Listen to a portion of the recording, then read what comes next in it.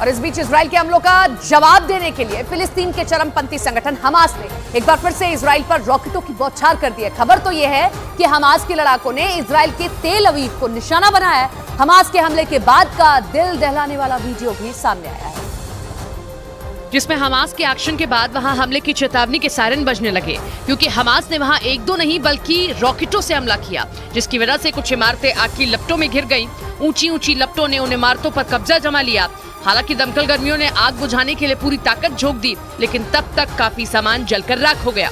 वहां से सामने आए एक और वीडियो में कुछ लोग उस इमारत के सामने खड़े नजर आए जिस पर रॉकेट से हमला किया गया।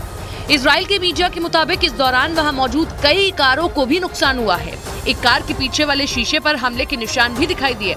हालांकि हमले की जानकारी मिलने के बाद उस पूरे इलाके को खाली करा लिया गया, लेकिन इस हमले में कई लोग घायल हो गए। इजराइल के प्रधानमंत्री नेतन्याहू ने डंके की चोट पर ऐलान कर दिया कि वो हमास को खत्म करके ही दम लेंगे। मतलब नेतन्याहू हमास को इजराइल पर हमले की ऐसी सजा देंगे कि उसकी पीढ़ियां याद रखेंगी, क्योंकि हमास ने इजराइल में कत्लेआम किया और इजराइल के 150 लोगों को बंधक बना लिया। यही नहीं, इजराइल पर हमास के हमले में 1000 से ज्यादा लोगों की जान चली गई। यही वजह रही कि इजराइल ने हमास से बदला लेना शुरू कर दिया और नेतन्याहू ने ऐलान कर दिया कि हमास को उसकी हरकत की भारी कीमत चुकानी होगी। Hamas will understand that by attacking us, they've made a mistake of historic proportion. यही नहीं, नेतन्याहू ने साफ कर दिया कि हमास ही नहीं बल्कि इजराइल के बाकी दुश्मनों को भी उसका बदला याद रहेगा। We will exact a price that will be remembered by them and Israel's other enemies. Israel की भौगोलिक स्थिति ऐसी है कि वो हमेशा जंग की स्थिति में रहता है, क्योंकि वो फिलिस्तीन, जॉर्डन, लेबनान और सीरिया जैसे देशों के साथ सीमा साझा करता है।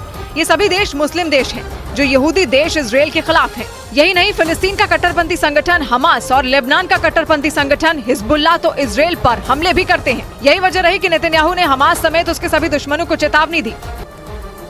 इजराइल भारत के समर्थन के शुक्रगुजार हैं। इजराइल के लोग भारत का लगातार धन्यवाद कर रहे हैं। न्यूज़ 18 के हमारे सहयोगी नीरज कुमार ने अश्केलोन म्युनिसिपैलिटी के सीईओ हेजी हेलुआ से बात की है, जिन्होंने पीएम मोदी का शुक्रिया किया है और इजराइल की हालत की जानकारी भी दी है। एश्केलोन म्युनिसिपैलिटी के सीईओ मिस्टर हेजी हैं, he is with me. Haji, welcome to News 18 Network 18.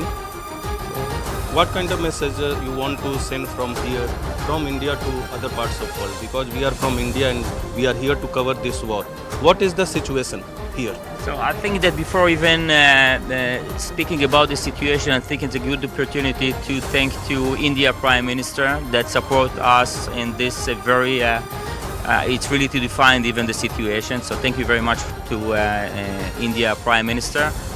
What we see here that we are speaking about terrorism, when I'm trying to define those people, I cannot really define them as human. You probably also those pictures. You probably go to visit the border. You see those pictures in yourself as well. So the situation is quite, from one hand, very stressful.